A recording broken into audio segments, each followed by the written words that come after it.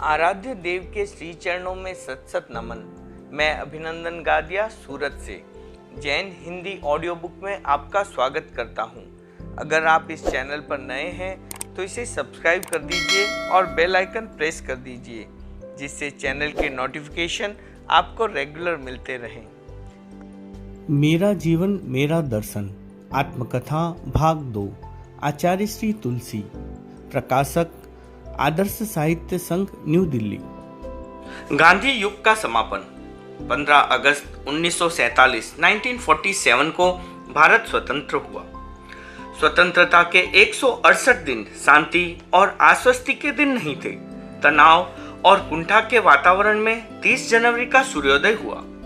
महात्मा गांधी प्रार्थना सभा में जा रहे थे। उनके शरीर पर गोली लगी और वे धराशायी हो गए। गोली दागने वाला एक हिंदू था, नाथूराम गोडसे।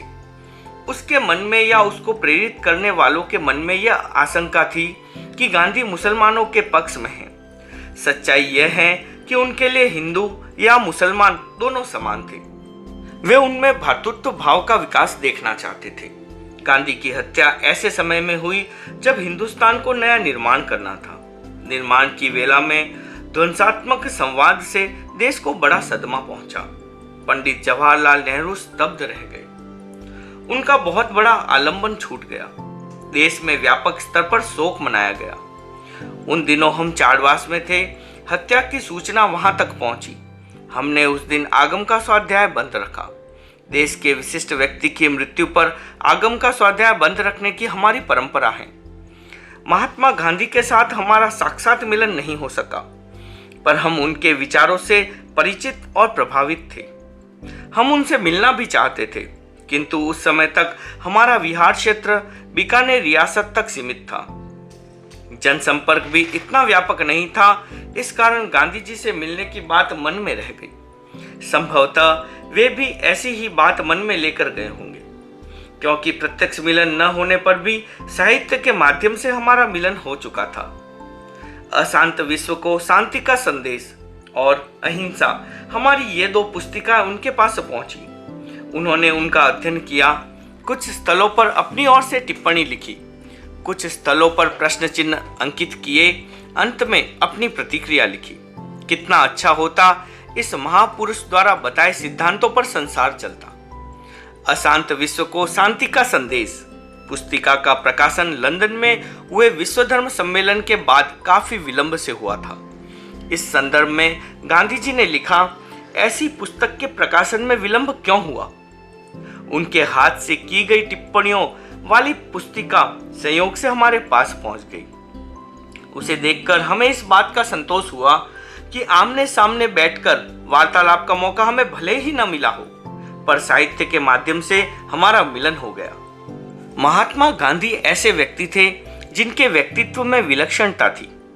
प्रसिद्ध वैज्ञानिक आइंस्टाइन ने उनके बारे में लिखा है, आने वाला युग विश्वास नहीं करेगा कि एक हाड़ मांस का पुतला ऐसा व्यक्ति कभी हुआ था, जिसके विचार उदार थे, चिंतन व्यापक था और जीवन विशिष्ट था। उनका सादगी भरा व्यक्तित्व इस पूरी सदी के लिए प्रेरणा दीप था। वे गए, पर स्वाभाविक मौत से नहीं गए। उनकी हत्या का हादसा आज भी लोग में सिहरन पैदा कर रहा है। गांधी रहते तो हिंदुस्तान की छवि कुछ और ही होती, ऐसा अनेक लोगों का चिंतन है। पर नियति का योग था, गांधी जी का युग असमय में ही समाप्त हो गया। एक कुप्रथा की इतिश्री। उस समय में तरुण अवस्था में था। मन में नई नई कल्पनाएं उठ रही थी। कल्पनाओं के आकाश में उड़ने की आकांक्षा प्रबल थी। पंख आने शुरू हो गए, पर उनमें उड़ने की सामर्थ्य नहीं आई थी। मैंने सोचा, जिस युग में हम जी रहे हैं, हमारी गतिविधियों में नवीनता आवश्यक है, अन्यथा हम युग से पिछड़ जाएंगे। एक साथ अनेक नई बातों को समाज द्वारा पचाना संभव नहीं लगा। इस दृष्टि से खंड खंड में कुछ काम शुरू किए। उस युग में मृत्यु के बाद रूढ़ी रूप में रोने की परंपरा थी। गांव के एक छोर पर किसी की मृत्यु होती तो उसके दूसरे छोर पर किसी संबंधी का घर होता तो उस घर की महिलाएं रोती हुई पूरे गांव को पार कर वहां पहुंचती। इससे गांव का माहौल क्रंदन पूर्ण हो उठता। मारवाड़ के पुरुषों में भी रोने की परंपरा थी। कहा जाता है कि बीकानेर में मृत्यु के प्रसंग पर रोने के लिए किराए की औरतें बुलाई जाती थी। अपने प्रियजन की मृत्यु पर दुख होना अस्वाभाविक नहीं है। दुख के क्षणों में आंखें द्रवित भी हो सकती हैं, विशेष स्थिति में सिसकियां भी बंध सकती हैं, किंतु रूढ़ी रूप में रोने का क्या औचित्य, गांव की गलियों में रोते हुए जाने का क्या अर्थ। इस प्रकार का चिंतन समाज के सामने रखा तो वृद्ध लोग कहने लगे, ये नए आचार्य नई बातें कहां से लाए, हमारे पूर्ववर्ती आचार्यों ने तो ऐसा कभी नहीं कहा। आज ये कहते हैं कि मृतक के पीछे रो मत, कल कहेंगे कि मृतकों को जलाओ मत। समाज में जो काम होते आए हैं वे होंगे ही, सामाजिक कामों में इन्हें हस्तक्षेप करने की क्या जरूरत है। मैं जानता था कि नए चिंतन का समाज में एक बार विरोध होगा।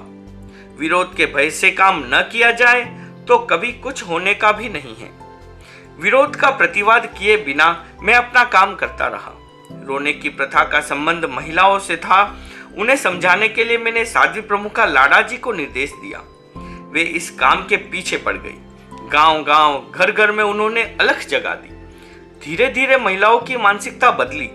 पुरुषों ने इस परंपरा की व्यर्थता का अनुभव किया और एक कुप्रथा की कमर टूट गई। प्रथम चरण विक्रम संवत 2000 के पौष महीने में हम छापर थे। श्रावक समाज में धर्म उपासना का सामान्य क्रम चल रहा था। एक दिन मन में विचार आया, भगवान महावीर ने धर्म के क्षेत्र में जात पात का कोई बंधन स्वीकार नहीं किया, फिर भी जैन धर्म प्राय एक कौम विशेष में सीमित हो गया। हम जहाँ ठहरते हैं और प्रवचन करते हैं वहाँ अन्य लोग आने में संकोच करते हैं। उनका संकोच दूर करने के लिए कभी कभी सार्वजनिक स्थानों में प्रवचन होना चाहिए। चिंतन निर्णय में बदला और निर्णय की क्रियान्विति हो गई। पौष कृष्णा चतुर्दशी का प्रवचन बाजार में रखा गया। गांव में सब लोग तक सूचना पहुंचा दी गई। उस दिन अच्छी उपस्थिति थी। हरिजन लोग बड़ी संख्या में प्रवचन सुनने आए। धर्म के सार्वभौम स्वरूप की व्याख्या करते हुए मैंने आचरण सुधारने पर बल दिया। प्रसंगवश दारू और मांस के दुष्परिणामों की विस्तार से चर्चा की गई। समय की बात, प्रवचन में कही गई बातें श्रोताओं के दिल को छू गई। उन्हें अपने दुर्व्यसनों से घृणा हुई। सैकड़ों हरिजन एक साथ उठे। उन्होंने दारू पीने और मांस खाने का परित्याग कर दिया। 80 परिवारों ने मिलकर यह निर्णय लिया कि उनके परिवारों में कोई भी व्यक्ति नियम तोड़ेगा उसे जुर्माने के रूप में 151 रुपए देने होंगे। उस दिन के कार्यक्रम का लोगों पर व्यापक प्रभाव हुआ। वह समय संक्रांति का समय था। युवा पीढ़ी के लोग कुरूढ़ियों, कट्टरताओं और अर्थहीन परंपराओं को लेकर विद्रोही बन रहे थे। बुजुर्ग पीढ़ी के लोग पुराणपंथी थे। वे रूढ़िवाद के पक्ष में थे। उन पर जातिवाद का प्रभाव था। इस स्थिति का असर समाज में तो था ही। धर्म संघ भी तत्कालिक प्रभाव से मुक्त नहीं था। इस विषय में कोई नया चिंतन भी नहीं था।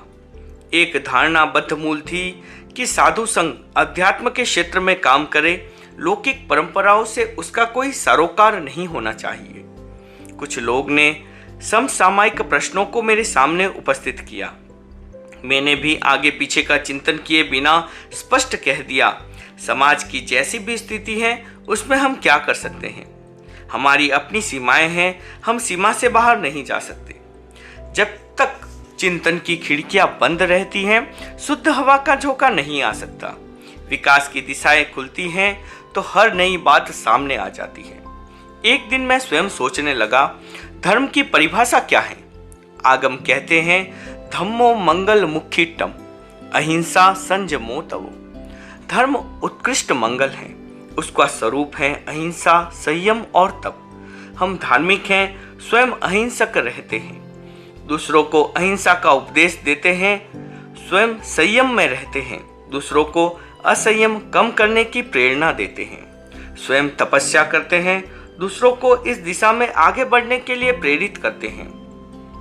बुराई हिंसा है, असंयम है, वह व्यक्ति, परिवार या समाज में कहीं हो, उसे दूर करने का प्रयास धर्म कैसे नहीं है। भगवान महावीर ने धर्म क्रांति की। जातिवाद, दास प्रथा आदि सामाजिक बुराइयों पर प्रहार किया। उन्होंने जो काम किया हम क्यों नहीं कर सकते। इस चिंतन से दिमाग साफ हो गया। मार्ग प्रशस्त हो गया, आंखें खुल गई। मैंने तय कर लिया कि वैयक्तिक, पारिवारिक, सामाजिक, राष्ट्रीय और अंतर्राष्ट्रीय जितनी भी बुराइयां हैं उनको मिटाने के लिए हमें काम करना है। प्राथमिक रूप में सामाजिक बुराइयों या कुरूढ़ियों का जो चित्र मेरे सामने आया उसमें पर्दा प्रथा, रूढ़ी रूप में रोना, दहेज का ठहराव व प्रदर्शन, जातिवाद आदि का रूप उभरा। ये सब ऐसी चीजें थी जिनको मिटाना सबको आवश्यक लग रहा था। कुछ पुराने साधु साध्वियों ने कहा, हमारे पूर्वाचार्य ने ये काम नहीं किए। मैंने उनसे पूछा, यह सही है कि हमारे पूर्वजों ने ये काम नहीं किए? आपके अभिमत से ये काम कैसे हैं? इस प्रश्न के उत्तर में वे बोले, काम तो ठीक है, पर हमारे यहाँ ऐसे काम कभी नहीं हुए। मैंने उनको समझाते हुए कहा, आज तक ऐसे काम नहीं हुए, अब भी नहीं करेंगे तो ये कभी नहीं होंगे। जो काम हमें उचित लगते हैं उन्हें क्यों नहीं करें? मेरे समझाने से चिंतन का क्रम बदलने लगा। उधर सार्वजनिक प्रवचन में हरिजनों की उपस्थिति और दुर्व्यसन छोड़ने में उनके उत्साह को लेकर मैंने सोचा, इस काम को आगे बढ़ाने के लिए हरिजन के मोहल्ले में साधु साध्वियों को भेजना चाहिए। मैंने इस संबंध में किसी के साथ कोई चर्चा नहीं की। माघ कृष्णा तृतीया के दिन मुनि सुपार्श्मल जी बिदासर को निर्देश दिया, आज तुम हरिजनों के मोहल्ले में जाकर व्याख्यान करो। निर्देश सुनते ही उन्हें ऐसा प्रतीत हुआ मानो उन पर गाज गिर पड़ी। मुनि सुपार्श्मल जी अच्छे घर घराने के थे, पढ़े लिखे थे, प्रसिद्ध व्याख्यानी थे। उनका व्यक्तित्व भी आकर्षक था। उन्होंने सोचा, कहीं न कहीं मेरी गलती है अथवा मेरे बारे में कोई शिकायत पहुंची है, अन्यथा ऐसा आदेश नहीं मिलता। मेरे जीवन में आज एक कैसा दिन आया है, हरिजनों के मोहल्ले में व्याख्यान दूंगा तो ये साधु क्या कहेंगे। इस प्रकार के उनके चिंतन से उनके चेहरे पर खिन्नता का भाव उभर आया। तेरा पंथ धर्म संघ में गुरु के आदेश निर्देश का अतिक्रमण करने की विधि नहीं है, इसी कारण वे प्रतिवाद नहीं कर पाए।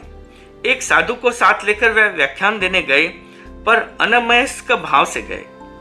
इधर छापर के लोगों को पता चला कि गोगामेड़ी में ढेडों की बस्ती में व्याख्यान देने के लिए साधु गए हैं, तो पूरे गांव में अजीब सी हलचल मच गई। आचार्य श्री क्या करने जा रहे हैं? साधुओं को कहाँ भेजा है? यह भी कोई करने का काम है? सबको एक में कर देंगे, क्या होगा, कैसे होगा? चारों ओर फुसफुसाहट शुरू हो गई। बात मुझ तक भी पहुंची। मैंने कुछ नहीं कहा। उधर हरिजन लोगों में नया उत्साह जागा। पूरा मोहल्ला एकत्रित हो गया। मुनि सुपार्श्मल जी ने अच्छा व्याख्यान दिया। लोग प्रभावित हुए। वे जुलूस बनाकर साधुओं के साथ हमारे आवास स्थल पर आ गए। कुछ साधु और श्रावक कुतूहल से मेरे आसपास खड़े थे। वे देख रहे थे कि मैं हरिजनों को चरण स्पर्श करने दूंगा या नहीं। हरिजन भाई स्वयं भी संकोचवश दूर खड़े थे। मैंने कहा, आप लोग दूर क्यों खड़े हैं? आपको नजदीक आने से कौन रोकता है? उनका संकोच मिटा, वे निकट आए। उनके मन में पैर छूने की भावना थी। मैंने पांव आगे कर दिया। एक एक भाई आता गया और चरण स्पर्श कर एक और होता गया। दूर खड़े साधु यह दृश्य देखकर स्तब्ध रह गए। आने वाले लोग निहाल हो उठे। उन्होंने अपनी सामर्थ्य के अनुसार त्याग प्रत्याख्यान भी किए। अस्पृश्यता निवारण की दिशा में हमारा वह पहला कदम था। हरिजनों को मेरे द्वारा इतना प्रोत्साहन पाते देख मुनि सुपार्श्मल जी की मानसिकता बदल गई। वे आए और बोले, गुरुदेव, आपने मुझ पर बड़ी कृपा की, मुझे काम करने का मौका दिया। जब मैं यहाँ से गया था मेरा मन बहुत दुखी था। मुझे ऐसा अनुभव हुआ मानो मैं किसी गलती का प्रायश्चित वहन कर रहा हूँ। पर अब यह छटा देखकर मुझे बहुत प्रसन्नता हो रही है। जब कभी ऐसा काम हो आप मुझे ही अवसर प्रदान करें। कोई भी नया काम हो, समाज में उसकी प्रतिक्रिया होती है। वह अनुकूल भी हो सकती है और प्रतिकूल भी। प्रगतिशील विचारों के लोग इस घटना से बहुत उत्साहित हुए, पर कुछ ऐसे लोग भी थे जिन्होंने इस प्रसंग को आलोचना का मुद्दा बनाया। उन्होंने इस संदर्भ में कुछ लेख या संवाद प्रकाशित कराए।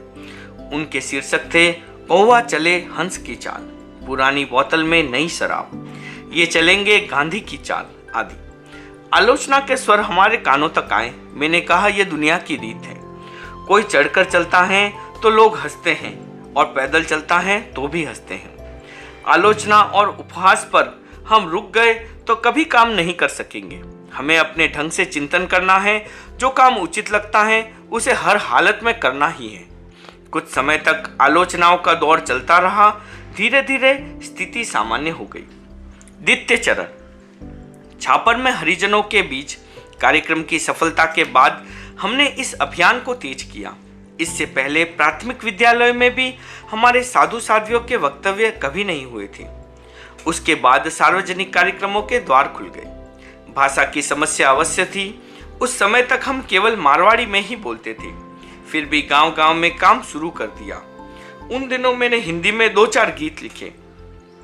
उनमें एक गीत था अमर रहेगा धर्म हमारा। वह गीत उन दिनों बहुत लोकप्रिय हुआ। जहां कहीं सार्वजनिक व्याख्यान होते उक्त गीत को काम में लिया जाता। इससे जातिवाद की जमी हुई जड़ें उखड़ने लगी। उन दिनों एक बार हम लाडनू गए। वहां दक्षिण दरवाजे के पास सराव की वास में सार्वजनिक कार्यक्रम था। कुछ हरिजन प्रवचन सुनने आए। दिगंबर समाज में छुआछूत कुछ अधिक थी। कुछ भाई बोले, ये लोग कहां से आए हैं, यहाँ क्यों आए हैं? मैंने कहा, भाई ये भी आदमी हैं, इन्हें प्रवचन सुनने दो। मेरी बात सुन वे मौन हो गए, पर उनके मन में अजीब सी कसमसाहट थी। यह बात उनके चेहरे पर आए उतार चढ़ाव से स्पष्ट हो रही थी। मैंने सोचा, किसी को धर्म संकट में क्यों डाला जाए। व्यापक कार्यक्रम हमें अपने धर्म स्थल में करने चाहिए। लाडनू तेरापंथ का प्रमुख स्थान है, मेरी जन्मभूमि है। मैंने वहां प्रवचन के समय एक हरिजन सम्मेलन आयोजित किया। हमारे सानिध्य में कार्यक्रम था। लोग तेरापंथ में श्रद्धा रखने वाले थे। फिर भी कुछ व्यक्ति विद्रोह की भाषा बोलने लगे। उन्होंने कहा, हम हरिजनों को अपने धर्म स्थान में नहीं आने देंगे, उन्हें अपने साथ नहीं बैठने देंगे। यह बात मेरे कानों तक पहुंची। प्रवचन सभा में पहुंचकर मैंने कहा, कुछ लोग हरिजनों को यहाँ आने से रोकना चाहते हैं। जो उन्हें आने से रोकेगा वह हमें रोकेगा। जैन धर्म का जाति पाति में कोई विश्वास नहीं है। इसके अनुसार हर व्यक्ति को धर्म की आराधना का अधिकार है।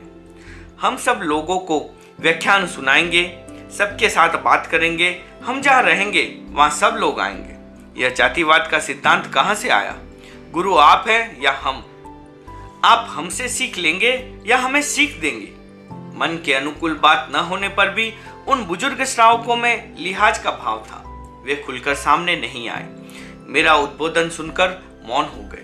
कुछ समय बाद मैंने सुना कि कुछ वृद्ध श्राविकाएं कह रही थी, यदि ऐसा होगा, महाराज सबको भेल संभेल कर देंगे तो हम साधु साध्वियों को गोचरी के लिए अपने रसोई घर में नहीं आने देंगे।